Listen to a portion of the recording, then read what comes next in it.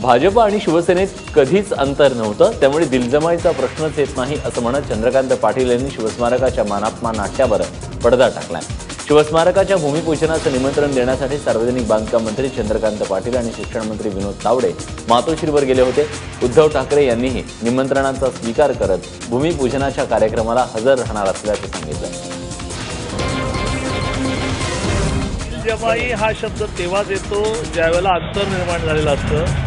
शिवसेना आणि भाजप, आम्ही आणि उद्धवजी यांच्यामध्ये कधीच अंतर निर्माण झालेलं नाही, त्यामुळे दिलजमाईचा काही विषयच येत नाही। माननीय उद्धवजींचं जे स्थान आहे ते लक्षात घेऊन पूर्ण सन्मान त्यांना दिला जाईल।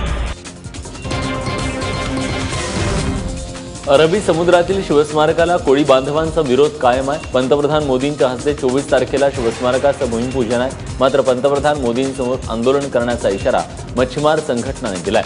मच्छीमार सर्वोदय सहकारी सोसायटीच्या बैठकीत निर्णय घेण्यात आलाय आणि कालची मुख्यमंत्र्यांसोबतची जी बैठक झाली ती निष्फळ ठरल्यानंतर पुन्हा एकदा बैठक पार पडणार होती, मात्र अजून याबद्दल निमंत्रण न आल्यानं हा निर्णय मच्छीमार संघटनांनी घेतलेला आहे। त्यामुळे त्या आता आक्रमक झाल्यात।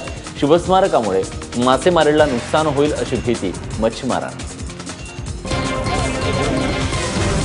मला शिवाजी महाराजांचा आदर आहे, पण प्रकल्पामुळे आमचा रोजीरोटीचा प्रश्न उद्भवणार आहे आणि आमचं पूर्ण जीवन उद्ध्वस्त होणार आहे। याची सरकारने नोंद घ्यावी। शिवाजी महाराजांनी जे गड आणि किल्ले बांधलेत ते स्मारक शिवाजी महाराज कधीच बनवून गेले। आज जर शिवाजी महाराज असते तर मला वाटते तेही असंच बोलले असते की जे मी बांधलंय त्याचं संवर्धन व्यवस्थित करा, त्याला जोपासा।